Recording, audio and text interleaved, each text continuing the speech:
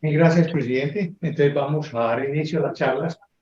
Primero quiero hacer un reconocimiento muy especial al club, a dos personas muy importantes para nosotros con este tema, que es al doctor Lucio Chiquito, al compañero Lucio, y a nuestra compañera Silvia Montoya. Son dos personas que en este momento son centenarias y durante muchos años nos han enseñado cómo debe ser el envejecimiento. De manera que queremos hacerle con esta charla un reconocimiento a ellos muy especial. Esta serie de charlas las iniciamos con 4 temas, pero van a ver más adelante que se generan muchos más que pueden en un momento dado darse durante el año o entre los próximos 2 años o más años. Queremos hacer inicialmente una aclaración, y es que tanto nuestro profesor Carlos Sánchez como mi persona no somos especialistas en geriatría. Estas charlas son el fruto de la experiencia personal, de la experiencia profesional y de la revisión bibliográfica realizada sobre los temas. Este material se preparó para uso interno en nuestras reuniones de Club Rotario y para fomentar el diálogo, y vamos a intentar hacerlo. Quiero entonces iniciar presentando a nuestro profesor Carlos Sánchez. Lo voy a seguir llamando Carlos porque es mi amigo, mi compañero de trabajo. Él es un médico de la Universidad de Antioquia, formado en salud pública, en materno infantil. Es una persona que está especializada en administración hospitalaria de servicios de salud de la Universidad de AFIT. Tiene una amplia experiencia como gerente de hospitales, el Hospital San Juan de Dios de Río Negro, el Hospital Marco Miguel Suárez de Bello, la Clínica León 13, que es nuestro hospital ahora de alma mater de la Universidad de Antioquia. Ha tenido una amplia experiencia en el manejo, lleva 12 años trabajando en el tema de la tercera edad desde nuestra compañía Casanova, ¿cierto? Que allí tenemos viviendo en este momento inclusive algunos de nuestros compañeros rotarios. Quiero reconocer que trabajamos juntos en la Secretaría de Salud de Antioquia y hemos compartido en muchas áreas, pero quiero resaltar algo muy interesante para mí del doctor, de nuestro compañero profesor Sánchez, y es su sencillez y su calidez cuando uno conversa con él. Cuando estamos preparando estas charlas, preparábamos media hora, pero conversábamos de 1 hora y media de todos los temas. De manera que es un gran amigo y quiero agradecerle por ser mi amigo en este momento. Gracias, profesor. Quiero también agradecer al Club Rotario por permitirme conversar al lado de mi profesor, que también le voy a decir Germán, simplemente por la forma como queremos presentar esta charla. Pero también la presidenta decía un elemento muy importante que me motiva mucho a mirar al Club Rotario como un factor protector de la calidad de vida. Porque la verdad que nos vamos a dar cuenta en este ciclo de conferencias cómo es importante tener un propósito en la vida para vivir mejor, y seguramente el doctor Chiquito y la señora Silvia Montoya nos mostrarán a través de su vida cómo prepararnos para una buena vejez. Pero permítame recordarle, profesor, que usted también es médico cirujano de la Universidad de Antioquia, que es salubrista, especialista en epidemiología, y que en esa parte de epidemiología usted destaca mucho la presencia de la doctora Elena Espinosa de Restrepo, quien trajo unos elementos revolucionarios de la epidemiología a Medellín y a Colombia. Y era en ese momento decano de la universidad, el doctor Luciano Vélez, que hoy es rotario. Es de nuestro grupo. Pues debe estar presente, ¿no? Así es. También usted se formó en Londres, en la Universidad de Londres, se formó en medicina comunitaria y se formó también en Canadá, en Montreal, en la Universidad de McGill, ¿sí? Y ahí nos trajo muchas enseñanzas del tema de urgencias.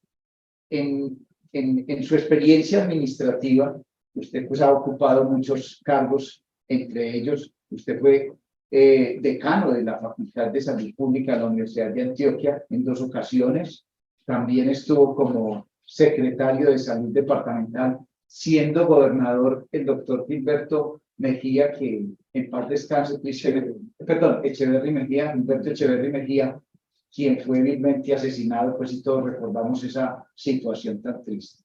Bueno, participó pues en el Hospital San Vicente de Paúl como epidemiólogo y en grupos de investigación. Ha tenido énfasis en el tema de infecciones y muy especialmente en el tema de urgencias. Entonces yo creo que este curso de vida que hemos llevado mutuamente nos permite conversar algunas cosas y con absoluta seguridad compartir con los rotarios algunas propuestas en términos de calidad de vida para tener una vejez saludable y exitosa. Mil gracias, Carlos. Gracias por ser tan generoso. En nuestras charlas pretendemos responder 4 grandes preguntas. Una, ¿cuál es la importancia de la tercera edad en el mundo? Allí nos incluimos. 2, ¿cómo se explica el envejecimiento? Allí nos vamos a meter en la célula, en la genética, vamos a hablar del reloj genético, que ya hay un reloj genético, nos pueden medir en este momento cuántos años esperamos vivir a partir del momento. Vamos a hablar de qué debemos hacer para prolongar una vida sana, ¿cierto? Todos me preguntan, oye, ¿qué tomo? Pero además de tomar, vamos a hablar de otras cosas. ¿Qué debemos hacer para envejecer sanos? ¿Cómo se entiende la memoria y qué podemos hacer para mantenerla? Esas 4 preguntas las vamos a responder en las 4 primeras charlas. Sí, yo creo que va a tener una dinámica muy interesante, Germán, pero lo más importante y digamos, el balance más favorable que podemos decir es que de pronto tengamos un momento de análisis y de reflexión en cada uno de los integrantes del Club Rotario y de las personas que están asistiendo a esta conferencia, como verdaderamente aportarles ese estilo de vida que vamos a ver que es muy determinante en el proceso de un envejecimiento saludable y activo. Entonces, la primera charla es la del día de hoy, el entorno social y económico. ¿Por qué empezamos por allí? Porque definitivamente la tercera edad va a mover el mundo. En el transcurso de esta charla ustedes van a ver cómo la tercera edad en este momento es la que va a tomar las decisiones o grandes decisiones de este mundo. Germán, en Europa se está hablando del concepto de economía plateada y en los Estados Unidos se habla de economía de la longevidad, precisamente porque es un grupo poblacional que hoy va teniendo importancia en todos los aspectos, pero obviamente un mundo que se maneja económicamente, ese es un aspecto muy importante. La segunda entonces va a ser tema molecular y medicamentos y otras actividades mucho más importantes que debemos hacer para envejecer sanos. En otras palabras, para tener más años saludables.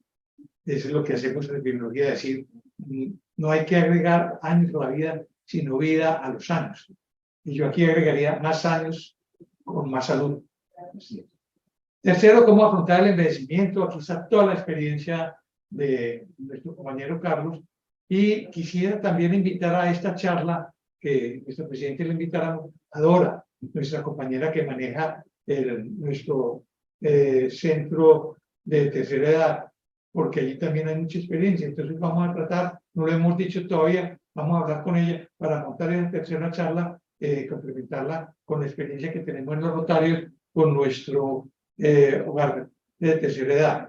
Y el cuarto es sobre la memoria, un tema muy interesante, donde vamos a traer un documento muy especial de Harvard para que todos lo estudiemos y lo miremos, que nos va a ayudar muchísimo.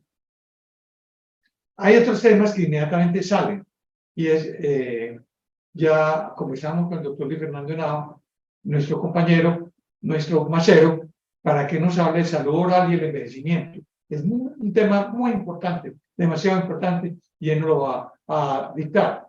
Ahí se va a hablar de algunos factores de riesgo en salud, la alimentación sana, el tema del sueño, el ejercicio, la salud mental, la vida social, hablar de las ciudadelas de la tercera edad como algo interesante, el tema inmobiliario en la tercera edad y el tema de la economía y aspectos legales. No sé si se han ocurrido otros temas que son necesarios tratar en el transcurso de los próximos años. Yo creo que aquí recogemos muchos temas interesantes, Germán, pero uno de los aspectos que le he aprendido a usted y que hoy por hoy se está promocionando mucho, es un concepto de salud, de bienestar, de factores protectores, o sea, con un enfoque que lo llamamos nosotros en medicina, un enfoque salutogénico, que nosotros descubramos más las fortalezas y las potencialidades que tenemos para vivir una vida buena, agradable, más que estar concentrado en la enfermedad.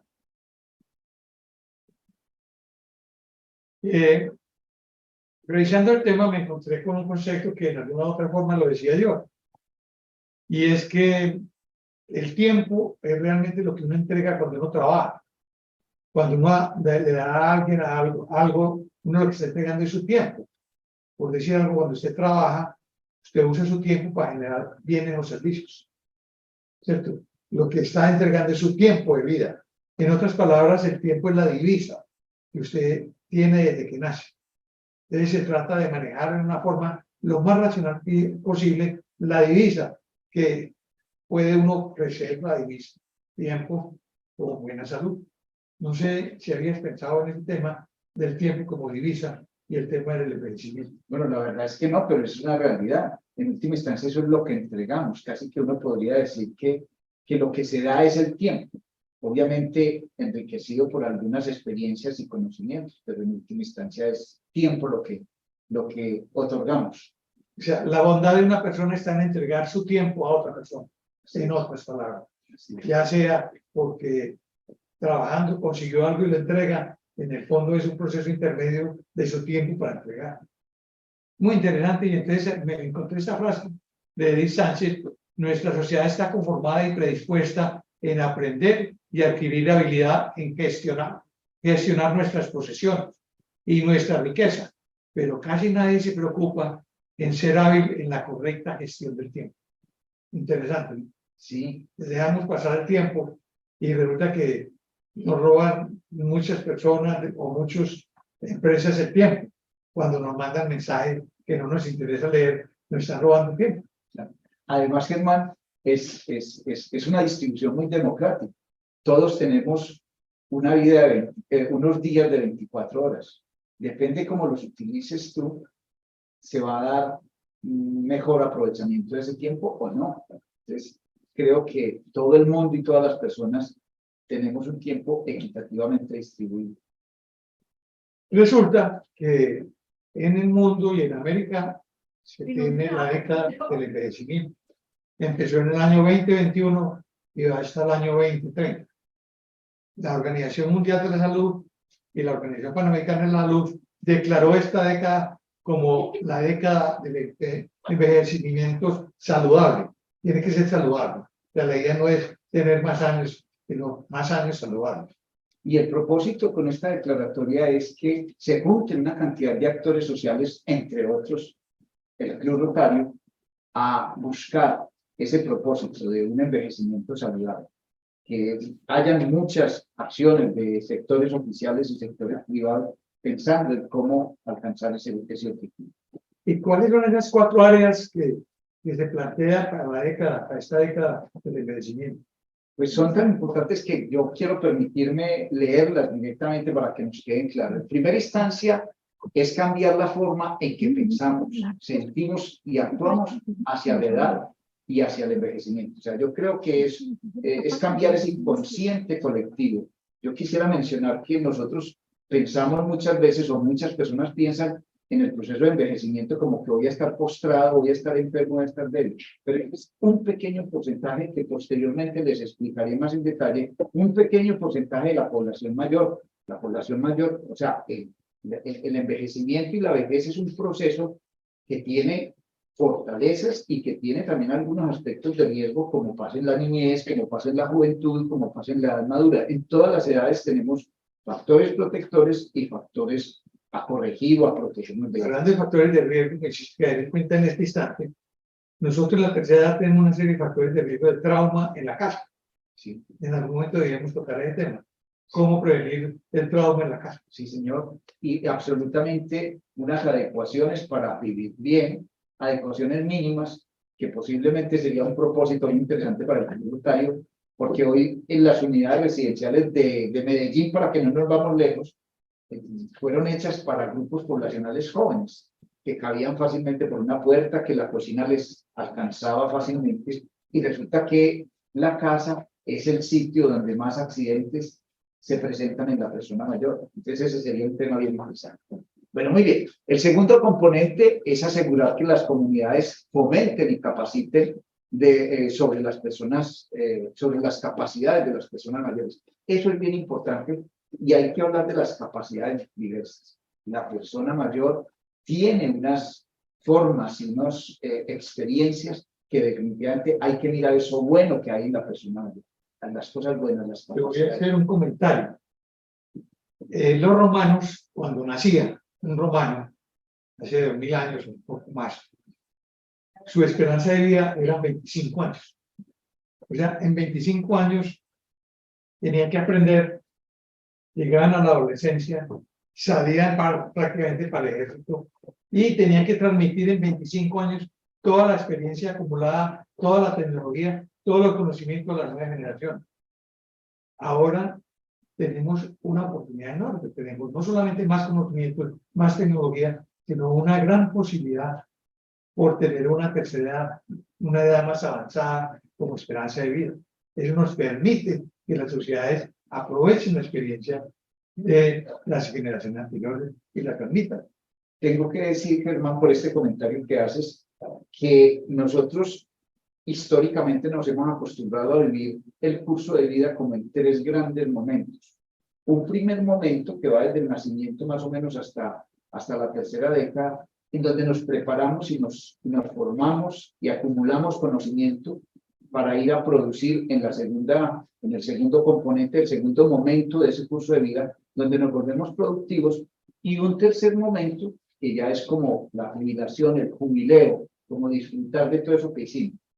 Hoy hay un libro que se llama Vida de 100 años, de unos autores ingleses, una psicóloga y un economista, que dicen que ese curso de vida hay que modificarlo, porque está tan prolongada ya la edad mayor, después de jubilarnos, que uno dice, ¿y todos estos años yo qué voy a hacer? Entonces se propone que prácticamente en la edad mayor se cambie toda esa dinámica, entonces tú puedas volver a estudiar, tú puedas volver a pensar en una profesión, tú puedas volver a pensar en tus jóvenes. Entonces, recuerde, Vida de 100 años, que es un libro que nos enseña que ya este curso de vida hay que cambiarlo. Y por eso hoy los millennials paran sus estudios, se van, trabajan, disfrutan y vuelven otra vez a estudiar, o trabajan y concomitantes estudian. Entonces hay un elemento muy interesante para considerar. En estos días estaba en la casa de mi hermanito mayor, que todos conocemos, tienen un hermanito mayor,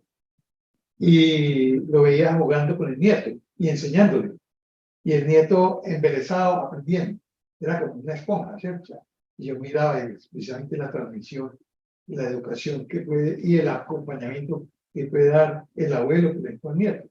Me quedé realmente impactado con ese papel tan importante que tiene el abuelo. Epidemiológicamente está demostrado que una persona que ha tenido contacto y ha sido, digamos, relacionado directamente con sus abuelos, tiene un curso de vida supremamente interesante y saludable. Y hablando de violencia y de sociopatías, es un factor protector haber sido criado o compartido con los abuelos. O sea, que yo creo que ese es un elemento que...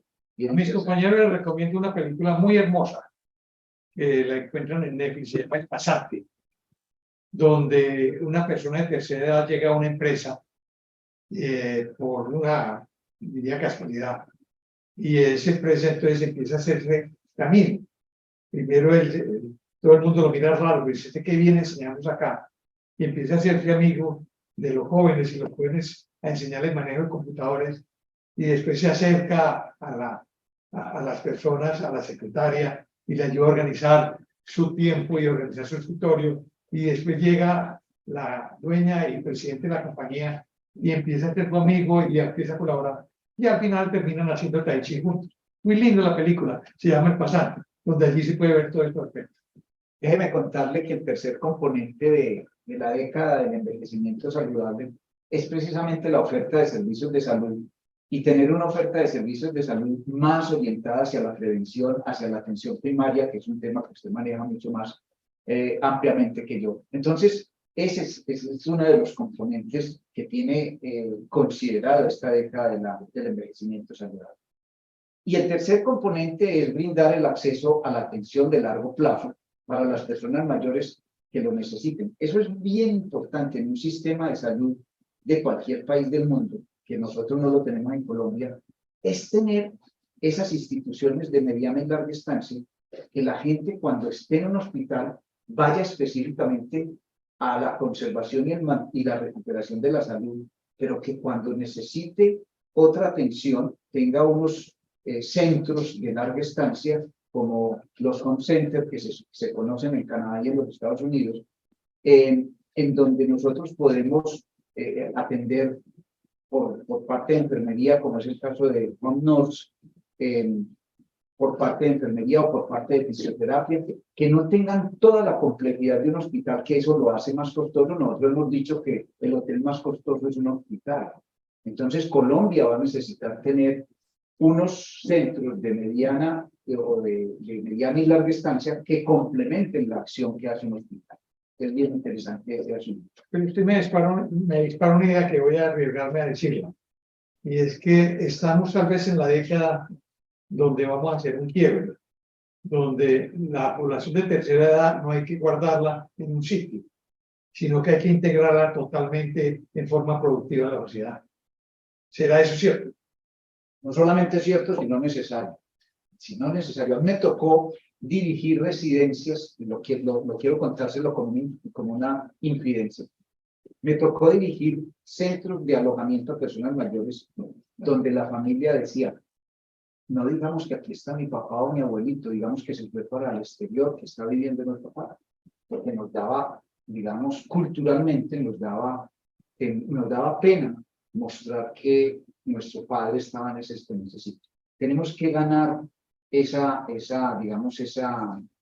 activo social en donde se diga, yo siempre lo he dicho, la persona mayor debe estar donde mejor se siente, o en su casa, con su familia, o en una residencia que lo atiendan dignamente. Y ese es un proceso que estamos desarrollando.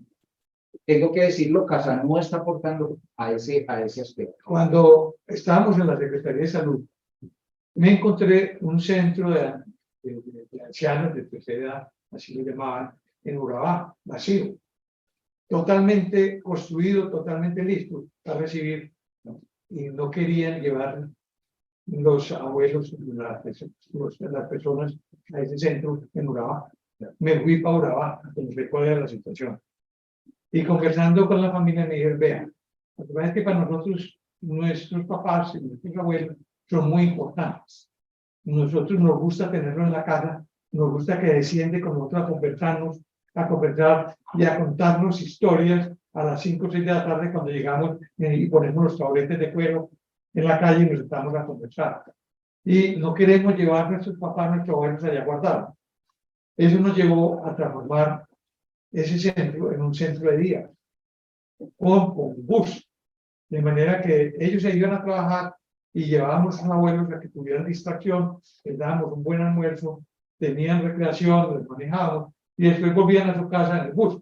Eso fue excelente experiencia precisamente por la participación y el reconocimiento que tenía la población de Urabá y la tercera edad. Estoy hablando de 1990. Esa es una historia muy bonita, hermano. Yo creo que es muy importante uno leer las necesidades de la sociedad o de la comunidad que está atendiendo, saber qué es lo que ellos necesitan y no pensar que es que uno sabe qué es lo que ellos necesitan, sino hacer esa lectura. Yo creo que es el primer principio de mercadeo que hay que tener en cuenta en nuestras instituciones. Pero sigamos adelante con nuestra conferencia. Hablemos entonces de envejecer desde nacer. Resulta que uno piensa que uno envejece a partir de los 65, 70 años. Uno envejece desde antes de nacer. Inclusive las experiencias físicas y la parte genética de los papás y de los abuelos y hacia atrás están influenciando en este momento, nos están influenciando en nuestra vejez. Cuando uno mira entonces ese concepto de envejecimiento, uno ve que envejece desde que está en el seno materno, desde que está gateando, desde que ya está en la preparatoria y en el colegio, desde que es adolescente, desde que se casa y tiene familia y hace todo el proceso hasta ahora desde que es abuelo, uno está envejeciendo. Ese es un proceso que no empieza en un momento dado, es un proceso que es parte de la vida. Yo viendo esto decía, uy, qué cosa tan dura sería que mi hermanito mayor se hubiera quedado toda la vida en la adolescencia. Me entregaba los libros con el borde del libro doblado porque yo era menor y me pasaban los libros a mí y eran todos doblados con dibujitos, ¿cierto? Afortunadamente vamos pasando ciclos de vida, ¿cierto? Pero ustedes se imaginan a nuestro compañero Felipe Mejía toda la vida adolescente. No, eso es una maravilla, que vamos pasando por diferentes edades. No sé si Felipe está por ahí para responderme. Germán, pero también permítame decirle que la edad mayor es como el compendio de todo lo que sucedió en nuestra vida. Casi que uno podría decir, como usted lo menciona, uno empieza a envejecer desde el momento de nacimiento, porque es todos esos momentos que se van acumulando, por decir algo, una persona que a la edad de adolescente, una mujer que cuando adolescente se dedicó al deporte o se dedicó a cuidarse bien, a tener una buena nutrición, eso que hizo en la adolescencia se va a reflejar en su edad mayor, porque a la menopausia llega más preparada desde el punto de vista de su condición ósea, de su calcificación ósea, de sus enzimas y de su metabolismo. Entonces es bien importante que tengamos en cuenta eso. Todo el curso de vida es, digamos, reflejado en esa vejez. Entonces, no hay digamos, una vejez. Hay miles de vejeces, hay múltiples. Cada persona tiene una vejez. Cada persona tiene una vejez o un comportamiento, una respuesta a ciertos factores totalmente personalizados y diferentes. Pero hay que mirarlo individualmente. Cuando leía este tema, así como lo estás planteando, yo pensaba en mis compañeros de medicina, que unos fuimos al obrista, entonces no trasnochábamos. En cambio, uno fueron los tetras, uno fueron cirujanos que trasnochaban, estresados. ¿Eso qué implicaciones tendría para su esperanza de vida y su vejez? Eso es lo que hace que hayan grupos poblacionales más susceptibles y de mayor riesgo. Por ejemplo, pues, los médicos asistenciales, los que hacen urgencias, los que trasnochan, los psiquiatras son más susceptibles a tener anestesiólogos también, a tener temas de depresión, a tener el alcoholismo, por ejemplo, y una enfermedad que se está describiendo hace realmente poco, se traduce el burnout, que se traduce como la persona quemada. Eso es el grupo médico, somos nosotros, somos más susceptibles a ese tipo de fenómenos. Y es por la forma como vivimos, por la forma como vivimos desde jóvenes. Ustedes se preguntarán por qué estamos hablando aquí de la visión de los indígenas NASA. Resulta que los indígenas NASA, cuando hablan de pasado, lo ponen al frente. Y cuando hablan de futuro, lo ponen atrás. Por eso ahí los profesores que están hablando a los niños sobre el futuro están dando la espalda al tablero. Y los niños están dando la espalda al tablero, mirando hacia adelante, que están mirando el pasado. Porque la acumulación del pasado en la vejez va a decir qué vejez vamos a tener o estamos teniendo. Es muy interesante ese conocimiento. Y además ellos tienen una visión cíclica de la vida, no la tienen lineal. Nacemos, pagamos, no, es cíclica. Todo en un momento dado nos incluye en todo momento.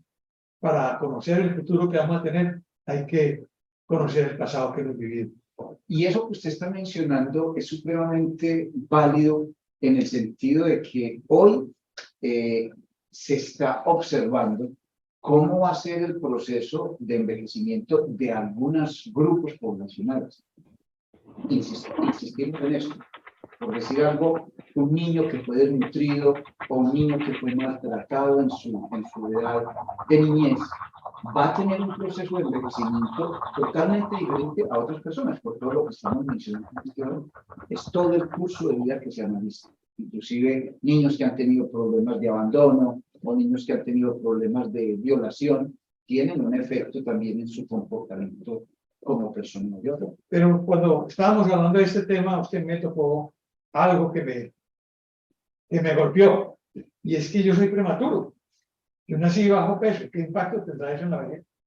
Pues la otra cosa es que también es importante tener en cuenta que eso hay un factor determinante, porque lo vamos a mirar cuando hablemos de la biología y las causas del envejecimiento. Vamos a mirar cómo sus células, ya llegamos hasta ese detalle, sus células han tenido un influjo, digamos, una cantidad de estímulos, que es lo que se conoce como la epigenética, que permiten que usted se comporte de una u otra manera.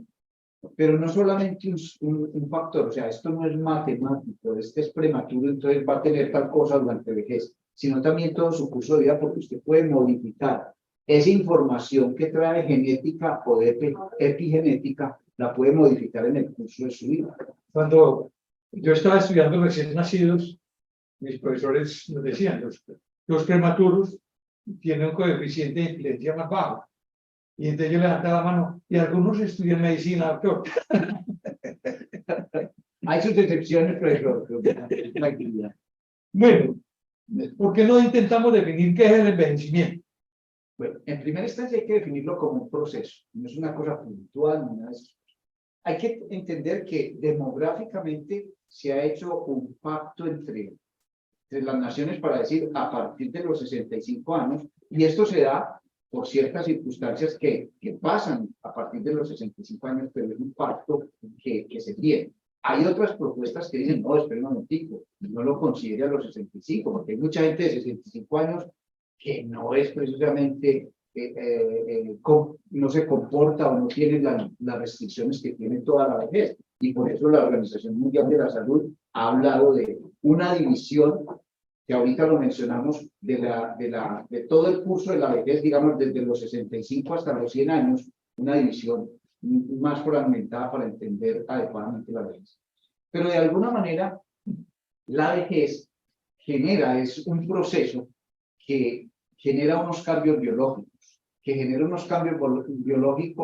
que se van a traducir también, o también se presentan unos cambios celulares, moleculares del metabolismo, obviamente por todo el curso de vida que nos lleva, porque hay también, digamos, trastornos en la absorción de algunos macro y micronutrientes, hay algunas disminuciones en las enzimas, y eso se traduce en unas restricciones en la alimentación.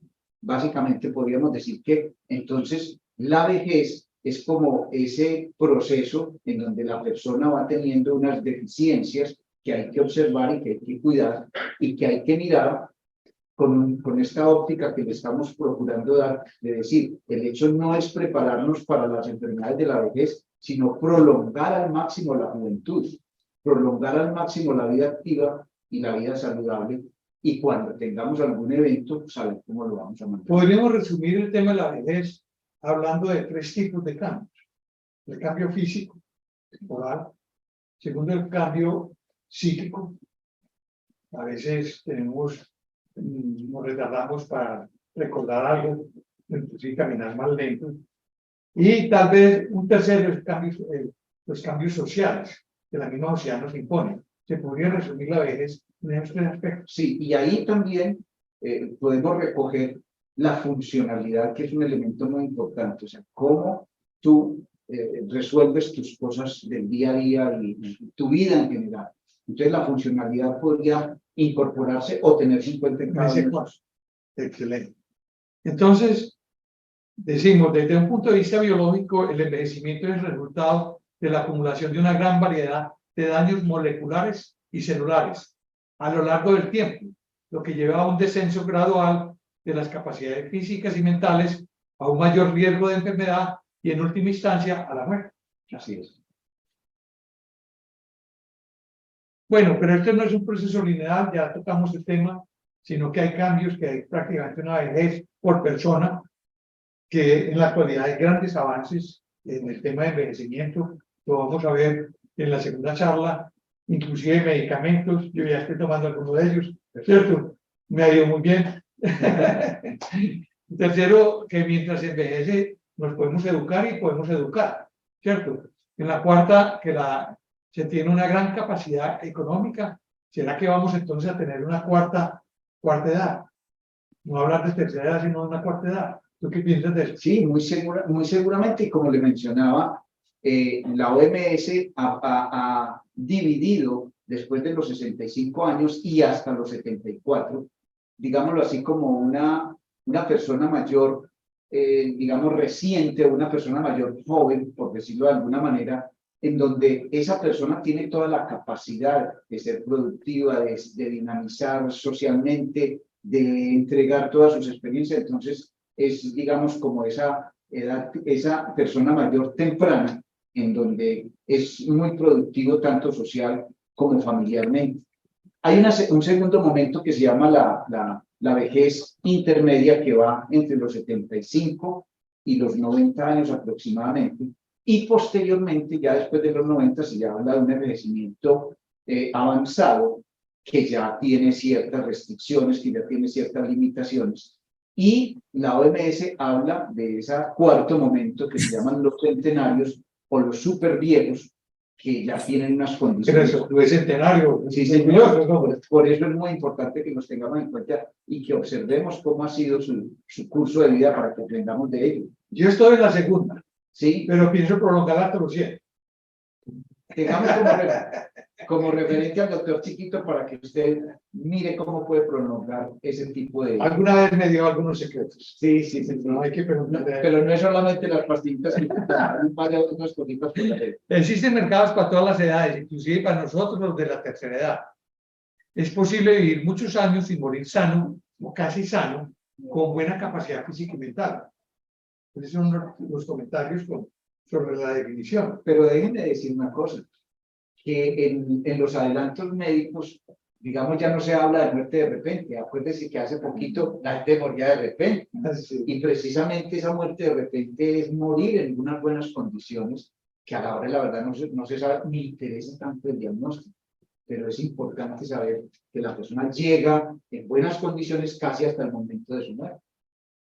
Bueno, en el mundo hay 5 regiones muy especiales que son de población muy longeva, que se están estudiando precisamente para entender el envejecimiento, que llaman las áreas azules o las zonas azules.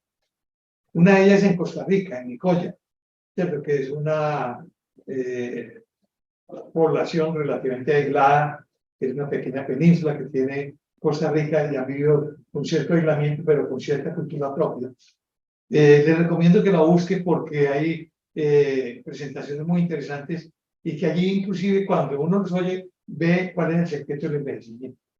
Por ejemplo, ellos comen mucho poco, pero lo reconocen la tercera edad y los ancianos los reconocen a los 25, 100 años, los jóvenes los abrazan y les piden consejos y les enseñan y tienen una gran integración y trabajan hasta los 95, 100 años.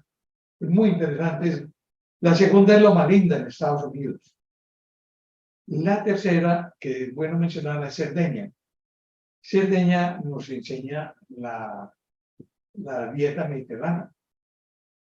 La cuarta es en Icaria, en Grecia, también muy asociada al Mediterráneo, el tema genético. Y la quinta, Okinawa. Y tú tienes allí un comentario muy interesante de los japoneses. ¿Cuál es el comentario que tenés con los japoneses? Pues, mientras usted estaba hablando, Germán, me acordaba y se me ocurrió esta pregunta. ¿Sabe por qué se llaman zonas azules? Es una anécdota del científico americano que estuvo estudiando este tema, muy motivado porque había personas centenarios en esas zonas. Y lo primero fue que él tenía lapicero azul y entonces señaló con azul esas zonas del mundo donde se daban estos fenómenos. Entonces por eso se quedó las zonas azules, no tiene otra explicación, sino que él la marcó con lapicero azul. Pero lo que quería, lo que él empezó a trabajar posteriormente a ese estudio, fue mirar qué había ya en esas zonas, qué cosas comunes hay en esas zonas. Y lo primero que hay es una movilidad. Por eso yo digo, hombre, qué bueno volver a caminar y ojalá caminar por el campo, caminar por la naturaleza. No es lo mismo hacer ejercicio en un gimnasio que hacer ejercicio al aire libre. Tiene una cantidad de estímulos diferentes que ayudan a tener una vida mejor. Pero también había entonces la movilidad de esas personas. El segundo componente es la alimentación. alimentación desde una fuente natural, alimentos no muy procesados, contribuyen, y también no llenarse mucho. No. Te queda un poquito con hambre. Sí, que quede ahí como con ganas de comer un poco más. Pero tú sabes por qué fisiológicamente eso ayuda. Cuéntenos. Resulta que uno tiene un núcleo que le da la sensación de hambre en el cerebro, como un centro. Y tiene otro centro que le da la sensación de que ya está lleno, de saciedad. Pero hay un tiempo entre el hambre y que pase la información a que está lleno. Ahí hay un periodo de latencia. Entonces, cuando tú comes y comes mucho, cuando te sientas lleno, ya estás lleno, no llega el mensaje. Si tú comes despacio y dejas un poquitico a que sientas la ansiedad de hambre, no te llena, no comes demasiado. Bueno, interesante. Bueno, otro elemento que tienen estas zonas azules es un consumo moderado del alcohol. Un consumo moderado del alcohol. Y muy importante, y por eso insisto en que el Club Rotario es un factor protector de la calidad de vida y de la longevidad. Porque en Japón, por ejemplo, tienen un concepto que lo llaman Ikigai, que se llama el propósito de vida. Y esa alegría con que yo he visto a los rotarios contar las cosas que hacen por la sociedad, por las poblaciones más vulnerables, eso es apasionante, y eso es lo que se llama un Ikigai. Pero también ese Ikigai se puede conseguir en comunidades religiosas, siendo respetuosos en términos de lo que es la espiritualidad de cada uno, pero por decir algo, las comunidades religiosas contribuyen al buen estilo de vida, a la meditación, a la oración, y entonces todos esos factores tienen que ver. Y lo que hablábamos ahorita, el poder compartir con los nietos, con los hijos, el tener un grupo familiar donde uno se siente, independiente de la edad que tenga, se siente visible. Los japoneses, por ejemplo, a la persona mayor lo respetan significativamente, inclusive en las empresas tienen unos asesores ya mayores, y a ellos los dejan que se dediquen a una buena vida, a una buena alimentación, a cultivar flores, y solamente los llaman o los ocupan ese tiempo que mencionábamos ahorita. El pasante. Sí, del pasante. Los llaman para que ayuden a tomar decisiones, para que ayuden a la planeación. En el mundo, en este momento, tenemos una esperanza de vida en el año antes de la pandemia, 73 años. Por la pandemia perdimos 2 años de esperanza de vida. Pero en Colombia la situación fue peor. Sin embargo, antes miremos qué ha pasado en el mundo. En 1900 la esperanza de vida en el mundo era 31 años. En la actualidad tenemos, en el año 2100 vamos a tener una esperanza de vida de 82 años en promedio. Eso quiere decir que en 120 años hemos incrementado nuestra esperanza de vida en un 160%. O sea, prácticamente hemos aumentado 1.5 veces la esperanza de vida de 1900. Y la tomamos con respecto a los romanos 25, todavía es peor. Claro. O sea, lo que ha ocurrido en 120 años es una revolución mundial. Y hablemos de la luz. O sea, el solo hecho de tener luz eléctrica nos permite tener una vida social más larga. Y ustedes no saben por qué se habla de la merienda, ¿no? Cuéntenos por qué la merienda. Resulta que la gente se acostaba a las 6. Y a eso de las 11, 12 de la noche despertaba con hambre. Se levantaban y iban a la cocina a conversar y comían algo y se volvían a acostar. Nosotros ahora dormimos una sola vez, pero todavía mantenemos el concepto de la merienda antes de acostar. Porque nos acostamos más tarde, porque tenemos más horas de luz. ¿Cierto? Entonces esa relación es muy importante porque hemos cambiado radicalmente con la tecnología la forma de vivir, y vamos a tener que hablar de sueño en la próxima charla como algo muy importante y que descubrieron también en esas sociedades, en esa área azul. Sí, así es. En el año, hoy, estamos en promedio de 71 años y en el 2050 esperamos tener 76 años. O sea, hay un incremento. Prácticamente se incrementa 3 años por cada década que pase. 2.5, 3 años por cada 10 años. Por cada 10 años. Se va incrementando. Eso quiere decir que si las sociedades, y las voy a mostrar aquí enseguida, Bueno, luego lo vamos a ver. Las sociedades del África que están en promedio de 60 años, fuera de Sudáfrica, los países ricos, están en 60 años de promedio. Para ellos alcanzar la esperanza de vida a 82 años, ¿cuántos años se van a demorar? ¿Cuántas décadas? Por lo menos son 20 años dividido por 3. Sí, así es. Nos vamos a demorar se van a demorar entre 6 o 7 décadas, prácticamente 2 generaciones, para poder lograr la esperanza de vida 70 de los europeos. Esa es Eso es lo que hace el impacto. Cuando uno mira las pirámides poblacionales de Colombia, uno ve entonces en los años 50 una base muy amplia de jóvenes. Luego en los 80 uno ve cómo se ha trasladado esos jóvenes a una población de adolescentes y adultos jóvenes. Y ya en este momento estamos entrando ya a una pirámide progresiva muy rápido, en unos 15 o 20 años vamos a tener más adultos mayores de 60 años que personas menores de 15 años. O sea, y en los años 50, 60, ya la población colombiana no va a crecer, sino que va a decrecer. Se necesitan tener en promedio un matrimonio 2.2 hijos para poder tener población de reemplazo. Para él, para ella y para la población que muere antes de, ¿cierto? Se necesita 2.2. Colombia ya no está en eso, ya no tiene población de reemplazo. así. Aquí hay que mirar, profe, muy interesante la pirámide poblacional, pero estos son promedios nacionales. Por cuestiones comerciales estuve haciendo el estudio aquí en Medellín y me tocó mirar la pirámide poblacional del Poblado y la pirámide poblacional de Laureles. Son totalmente De una invertidas. población europea. Sí, parece un país desarrollado. Entonces eso es bien importante, que si bien es cierto, estos son promedios nacionales, tanto Medellín y dentro de Medellín, estas comunas del Poblado y de Laureles son totalmente diferentes. Tengo una pregunta y la puse en esta diapositiva. Amanecer de los 50 fue cuando yo viví joven. En los años 80 yo fui adolescente y adulto joven, ¿cierto? Y ahora estoy en los años en que estoy en la tercera, ¿cierto? Nosotros, gran parte de la población y en nuestro grupo rotario está en nosotros, ¿cierto? Y nuestros padres y abuelos arriba, algunos sobreviven. Mi pregunta es, ¿cómo hemos sobrevivido nosotros? ¿Cuál va a ser nuestra vejez?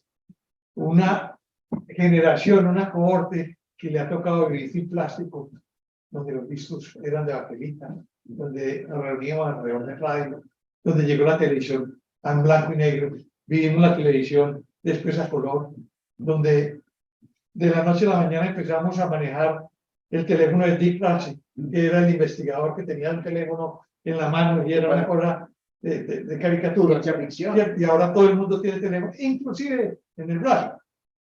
¿Cuál va a ser ese impacto en nuestra vejez? Pues nosotros tendremos obviamente muchas otras cosas que se han desarrollado, y como usted lo decía ahorita, esto no es lineal, sino hay que mirarlo como una espiral donde cada cosa va aportando. Y obviamente tenemos un entorno muy diferente. Podríamos decir que por lo menos nuestra vejez claramente es más prolongada, más prolongada. Ese es un primer fenómeno que tenemos. Pero también tenemos que mirar en el equilibrio de lo que ha sido el desarrollo en general, la calidad de vida que llevamos, agregándole a eso, es muy importante agregándole a eso otros aspectos. Las condiciones socioeconómicas son diferentes. Digamos, el ingreso per cápita de un país también tiene que ver mucho con cuánto dura su población. No sé si de pronto lo tiene más adelante, ¿sí? El rojo está el mundo, sí, con 71 años en promedio. Miren abajo los países africanos con los países de son 60 años. Y la zona europea es la más alta con 82 años. ¿Cierto? Colombia está por encima del promedio del mundo, ¿cierto? Pero el ingreso en esta diapositiva es muy diciente. O sea, definitivamente, entre menos ingresos tenga un país, menos esperanza de vida tiene. Y eso no es por el ingreso, es porque el ingreso es un marcador del desarrollo social y económico y de los servicios que tenga el país y de la calidad de vida que tengan las personas.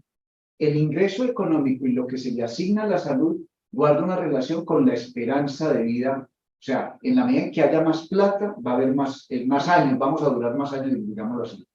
pero la calidad de vida, el hecho de que tú hagas deporte o que hagas actividad física o movilidad, te alimentes a conciencia, Duermas bien. tengas un sueño reparador y duermas bien, y tengas unas costumbres adecuadas de vida, eso tiene que ver con esa vida sana. Amigos, y muchos grupos que lo estimulen. Y la familia. Para mí es un estímulo. Claro, claro. Rotarios, por ejemplo, eso es un factor, digo yo, un factor protector. Esta ya la trabajamos, yo creo que podemos seguir adelante. Y la idea es que todo funciona bien en la vejez siempre y cuando tengamos salud. No puede decir yo quiero más años, pero podemos aportar, podemos ser productivos, podemos estar en este tipo de actividades sociales siempre y cuando tengamos buena salud.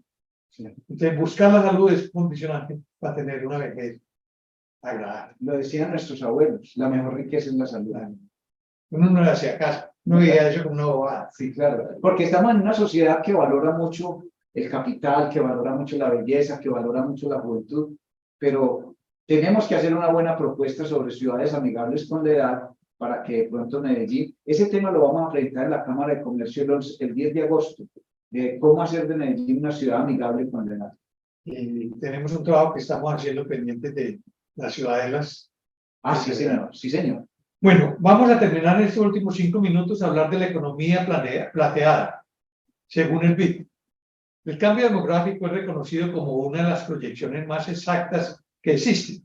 Es decir, el envejecimiento no es un futuro posible, sino que deberíamos verlo como una realidad.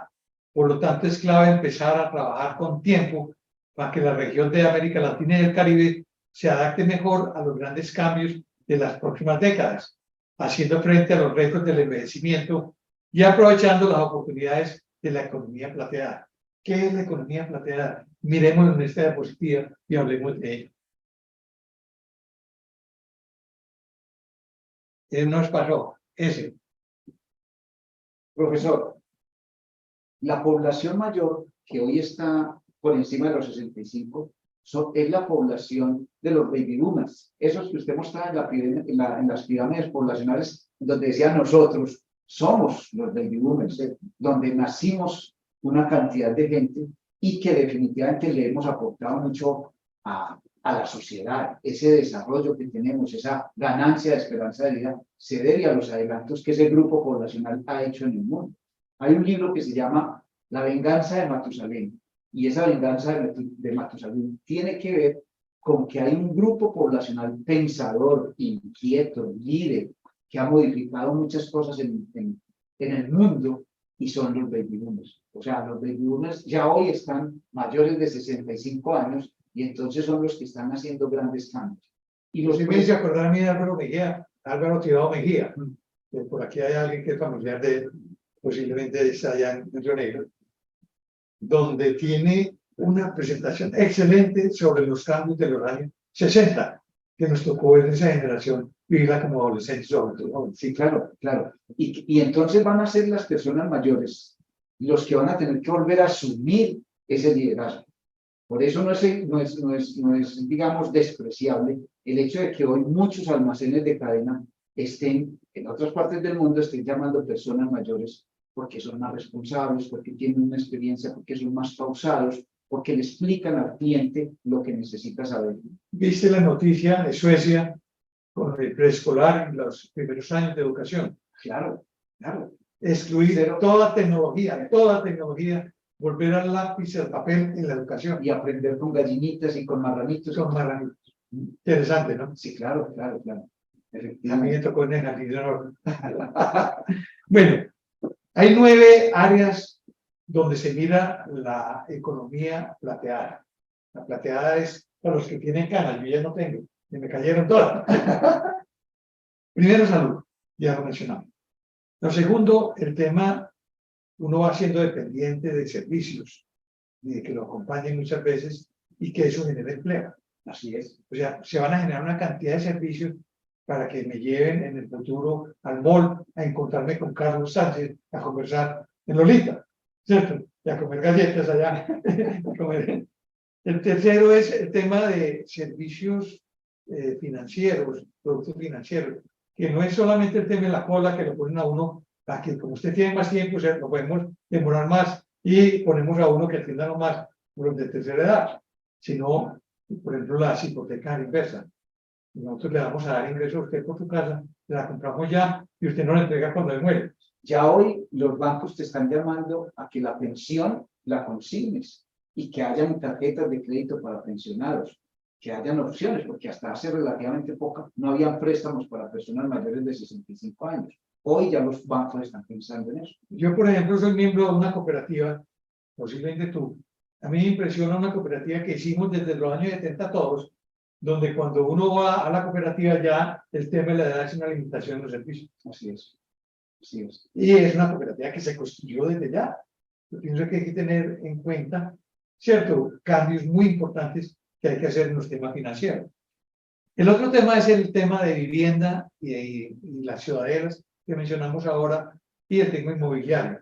O sea, estamos en este momento en un trabajo interesantísimo, empezando por Rubio Negro, de cómo diseñar ciudadelas para la tercera edad con todos los servicios. Todo esto. Es muy bonito ese trabajo. El tema de la infraestructura. Déjeme hacer una publicidad un poquito. Yo en este momento estoy de consultor de Confama y créanme que vamos a desarrollar una propuesta muy interesante. Observemos, invito a todos los rotarios a que observen con mucha crítica las propuestas que está haciendo Confama para la tercera edad. Bien interesante es así. La infraestructura urbana y de transporte. Las ciudades tienen que adaptarse. Por ejemplo, en Europa quedaron pueblos vacíos y en este momento están llegando los ancianos a hacer esos pueblos como ciudades propias para la tercera edad, desde el transporte, de todos los servicios y todo, para la tercera edad, y viviendo solamente por la gente de tercera edad. Así es, así es. Unos taxistas, unos conductores, unos semáforos que entiendan que la persona mayor tiene unas decisiones más lentas, camina más lento, va más pausado, ya no tiene esa...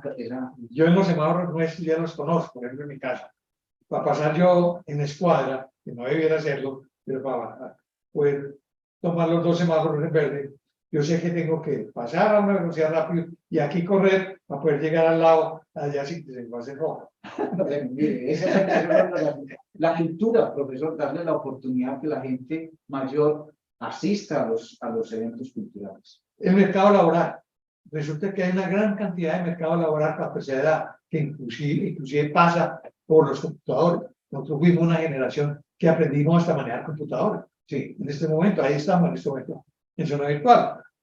El séptimo es el consumo y turismo, o sea, el tema de recreación, áreas de consumo distintas, el ir a tomar café en un almacén temprano a las 10 de la mañana, y por ahí derecho comprar el pan y comprar la zanahoria, y el turismo, muy especial. Así como los mayores saben de computadores, saben exigir y saben de calidad. Entonces, la calidad también es muy importante. Y buscar que el servicio sea amable. Así es. La gente joven muchas veces olvida eso. El octavo, el tema de educación para adultos. Claro, la universidad del adulto. La universidad del adulto. Yo creo que yo he hecho 2 profesiones en la vida, entrenar en salud, pero podía aprender una tercera. Si a mí me pusieran a aprender ahora una tercera, ¿sabe qué estudiaría? Bioingeniería. Me encantaría. Espectacular. Lucio Chiquito sabe mucho de eso. Sí, claro. Y la 9, recreación y dependencia. Son esas 9 áreas que incluyen lo que es la economía. Yo creo que con eso terminamos, porque ya se nos acabó el tiempo. Simplemente un listado de enfermedades que sufrimos en la tercera edad: agudeza visual, auditiva, el tema de cataratas, dolores lumbares y del cuello, osteoartritis, enfermedad pulmonar obstructiva crónica, hipertensión, diabetes, depresión, demencia, accidentes cerebrovasculares y soledad. Y para eso es muy importante que nosotros conozcamos, y con eso terminamos, la escala de Cincinnati. Cuando veamos una persona adulta o cualquier persona que se levante con caída en la cara, cuando tenga debilidad para mover una extremidad, o cuando tenga problemas para hablar, no le perdamos tiempo, llevémoslo rápido a un servicio de urgencia, que si lo vemos en 4 horas y media, en una ventana de 4 horas y media, esa persona se puede tratar y puede quedar sin discapacidad. En otras palabras, la diferencia entre quedar en una silla de ruedas o quedar discapacitado o quedar capacitado normalmente para la vida de hacer. El tema de infarto de miocardio, si a uno lo llevan en 30 minutos al servicio de urgencia, queda sin discapacidad de corazón, lo pueden tratar. Y algo muy importante en los restaurantes, yo he salvado 3 vidas con esta maniobra, y es cuando las personas en los restaurantes se obstruyen, les da pena decir que están obstruidas con un pedazo de carne. Hay que enseñarle a los niños con juguetes la maniobra Heimlich, que es esta, y es apretarle el abdomen para que bote el juguete que tiene en la boca. Si es un niño muy pequeño, uno voltea boca abajo y le da golpecitos en la espalda. Y un adulto, la maniobra de Heimlich es que uno coge con las 2 manos y apoya bruscamente el abdomen para que con el diafragma expulse el aire y bote el pedazo de carne que la persona tiene. Yo he salvado a 3 personas con eso. Eso salva vidas. Salva vidas. Con esto terminamos entonces haciéndole una invitación a todos nuestros compañeros, y si algunos quieren quedarse a hacer preguntas, con mucho gusto. La próxima va a ser entonces el tema molecular, y vamos a hablar de qué podemos hacer para envejecer más sanos y vivir más años. Los invitamos a esa charla entonces la próxima.